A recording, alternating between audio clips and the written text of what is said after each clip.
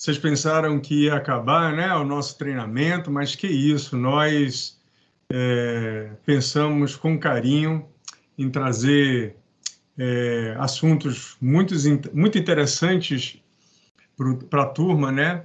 Em especial assuntos que venham trazer produtividade, né, para a administradora. E nós tivemos a felicidade de encontrar esse jovem senhor perdido aí, né? E ele faz parte de um grupo de administradores na qual nós participamos. Ele é um especialista muito conhecido na área e eu vou fazer apenas uma pequena introdução, né? Ele é administrador de condomínios há mais de 28 anos, né? Ele também é corretor de imóveis nas horas vagas. Ele é corretor de seguros pleno e ele é especializado em seguros condominiais e, claro, ele é dono de administradora, como vocês. Então, eu vou deixar aqui a palavra para o nosso amigo Marcelo Benedetti, né? É italiano, Marcelo?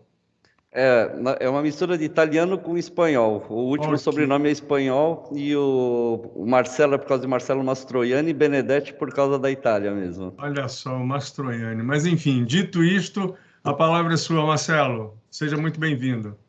Ok, obrigado a todos. Em primeiro lugar, agradecer a Plim por essa oportunidade. Eu me sinto honrado de fazer parte de tudo o que pode evoluir em condomínios. Eu acho que até a pandemia o mercado condominial ainda patinava um pouco. Depois da pandemia tivemos um salto absurdo de o pessoal entender a real necessidade dos condomínios e começar a dar mais valor ou então prestar mais atenção nas administradoras de condomínio. E com isso daí começaram a ser desenvolvidos uma série de processos, aprimoramentos de sistema e uma série de fatores que, se hoje o administrador de condomínio não tiver essas ferramentas, ele tiver esse domínio, ele com certeza não vai conseguir ter uma lucratividade, logo ele não vai conseguir ter um preço final competitivo. Então, uma das coisas que a gente foca muito é como conseguir produzir o máximo de uma forma em altíssima qualidade, em alta performance e sempre tentando a ter a visão direcionada no cliente, aquilo que o cliente quer. Saber fazer o teu produto e estar atendendo todos os teus clientes dentro daquela qualidade que você se propõe.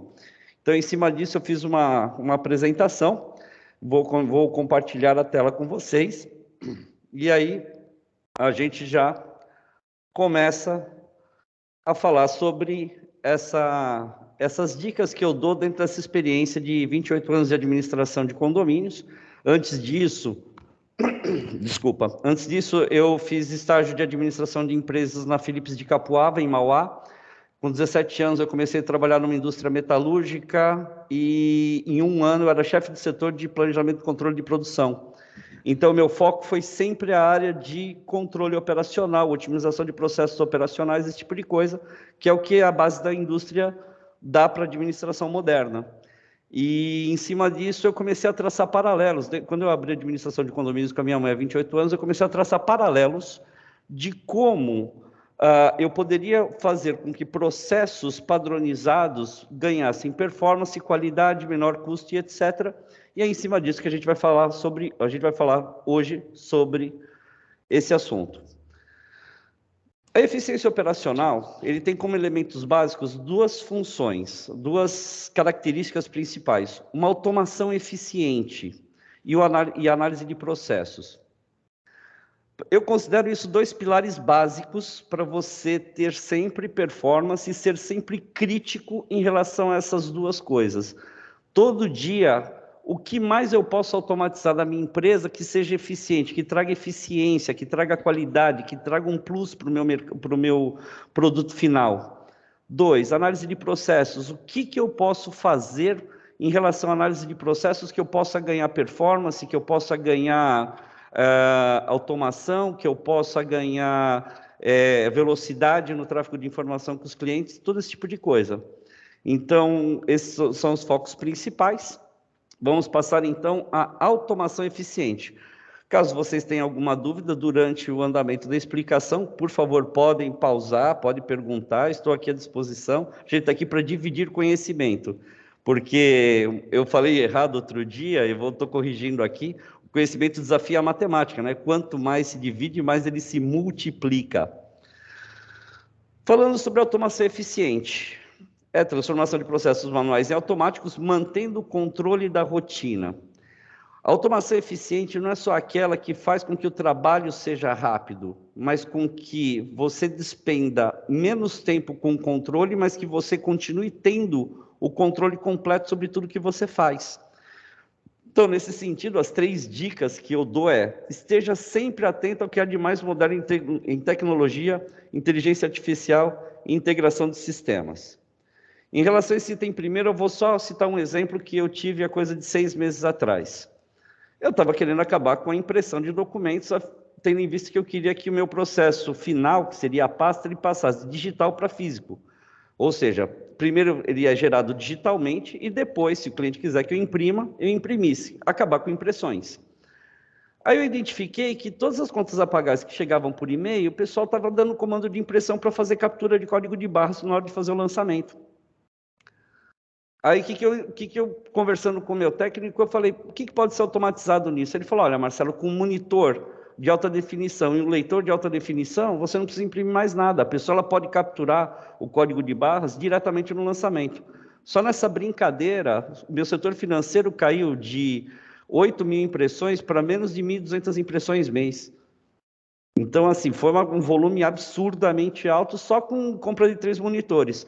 Esses 3 monitores, do tempo que eu comprei, já se pagaram pelo lucro que eu tive na eficiência, sem contar que o lançamento ficou mais rápido, porque não tem mais o trabalho da pessoa. Imprimir lá na impressora, pegar o papel, trazer, começar o lançamento, não. Ela já, na própria tela, ela consegue fazer essas performances de produção. E aí que você começa a ter ganho de produtividade. Integração de sistemas, é lógico, quanto mais você conseguir integrar sistemas entre banco e entre o seu sistema, melhor vai ser a performance nos teus resultados, também maior vai ser a qualidade no tráfego das informações tuas com o teu cliente, dando mais transparência, dando mais qualidade e, principalmente, dando mais segurança para o teu cliente de que o teu trabalho está ali, está sendo feito e ele tem como acompanhar aquilo diariamente. Então, existe uma série de coisas hoje no mercado, depois eu vou até falar sobre isso, mas existe hoje uma série de coisas que essas integrações podem ajudar muito a vida dos condomínios, das administradoras no seu desempenho financeiro. 2, esteja atento ao perfil de cada cliente e suas necessidades. Não imponha padrões, atenda a todas as variáveis de perfis de cada cliente. Exemplo, acho que todos que têm administração de condomínio sabem que tem os síndicos que tem aquele síndico que fala, olha, paga tudo por ali, eu só vejo a pasta e está tudo bem. Tem aquele síndico que fala, não, eu quero autorizar tudo que vai ser mandado para o banco, mas eu quero uma lote. Aí o outro fala, não, eu quero autorizar pelo token. Isso tudo são variáveis de uma mesma linha de produção, que é o pagamento da conta. Então, você pode criar 2 ou 3 variáveis, cada cliente que chega, ele vai se enquadrar em alguma daquelas 3, mas dentro de um mesmo resultado, dentro de um mesmo processo. E é isso que eu acho que é muito importante o dono da empresa, o dono da administração, ter sempre o foco no olhar do cliente. O que o cliente quer? Como é que eu posso atender aquilo de forma que eu atenda a ele e a todos? Porque isso daí também é uma coisa muito interessante de se ater. A minha empresa evoluiu muito com as ideias dos meus clientes. Então, vira e mexe, conversando com um cliente aqui, ele fala, por que você não faz tal coisa assim? Aí eu pegava e analisava, aquilo era bom? Era. Eu não colocava só nele, eu colocava padrão para todo mundo. Então, automaticamente, a partir do momento que você faz o foco dessa forma, o teu produto ele vai melhorando todo dia, para todo mundo e sem você ter aquele tipo de quebra de processo produtivo, porque você vai aumentando a qualidade dentro de mesmos padrões de operação. No item 3, esteja atento ao envolvimento da equipe. Talvez dos 3, eu acho que esse é o ponto mais delicado, quando você está dentro de um processo de automação, dentro de um processo de evolução de qualidade, a tua equipe tem que estar comprando aquela ideia. A tua equipe tem que entender que aquela automação, aquela ferramenta que você vai disponibilizar a partir dali, aquilo tudo vai trazer um ganho de qualidade para ela. Eu cito como exemplo, tem administradoras que você vai para a porta deles, espera o pessoal sair da administração, parece um bando de zumbi saindo do cemitério, tudo morto, exausto, cansado, desgastado, triste, nervoso, etc. E, na verdade, você, com esses processos, você pode trazer uma qualidade de vida pós-jornada de trabalho para o teu colaborador. Dele sair falando, bom, trabalhei, hoje trabalhei bastante, hoje produzi muito, mas eu não estou esgotado, eu não estou exaurido, eu não estou estressado. Então, ter esse envolvimento do funcionário, do colaborador, é muito importante. Uma coisa que eu falo muito para a minha equipe, eu não sou start, eu sou resultado de vocês. Se tudo que vocês fizerem for dentro do planejado, o meu cliente vai estar satisfeito comigo e eu não vou estar, na teoria, tomando bronca por causa de vocês. Então, assim, eles entendem essa situação e eles conseguem trazer isso.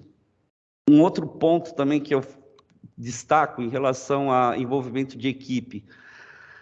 Cada um tem um potencial, cada um tem uma forma de ser, cada um tem uma personalidade, mas tem coisas que para mim são básicas. Na hora da contratação, eu não olho se a pessoa tem grande experiência, eu não olho se a pessoa tem um currículo vasto, eu não olho nada disso. Não, porque como meus processos eles são todos operacionalizados e todos mapeados, então são processos estanques, são processos operacionais dentro de uma linha de produção, o que eu enxergo é que as características básicas que um colaborador tem que ter para mim são apenas duas. Alguém saberia responder quais são essas duas características básicas que um colaborador tem que ter? Alguém se arrisca? Ser educado e saber escrever em português, já tá bom, se nós conseguirmos achar um desse para trabalhar. Sim. Daí o cara sabe fazer ata e não distrata o cliente, já é um caminho. Já é um baita caminho. Não, isso é legal, mas é que assim, hoje eu gosto muito de filosofia, eu ouço muito as palestras da Lucilena Galvão, da Nova Acrópole, tem muita coisa legal na filosofia que você pode trazer para o teu mercado de trabalho, que aquilo pode transformar o teu ambiente num nível elevado de conscientização dos clientes, dos teus colaboradores. Para mim, as duas premissas básicas para trabalhar, para mim, é caráter e vontade. A pessoa tem que ter essas duas características, senão ela não passa nem na experiência, e o próprio time me ajuda a revelar a falta de uma dessas duas características e a pessoa acaba não passando na experiência. Caráter e vontade, vamos lá, caráter. Por que caráter? Porque se eu estou pegando uma pessoa para trabalhar, essa pessoa tem que ser transparente nas relações de trabalho comigo e com seus colegas. Ela tem que saber assumir os erros dela, sem que aquilo seja punitivo ou vexatório, mas ela tem que chegar e falar, gente, errei, cara, lancei um negócio aqui, está errado, putz, o que eu faço para consertar? Ter esse tipo de perfil.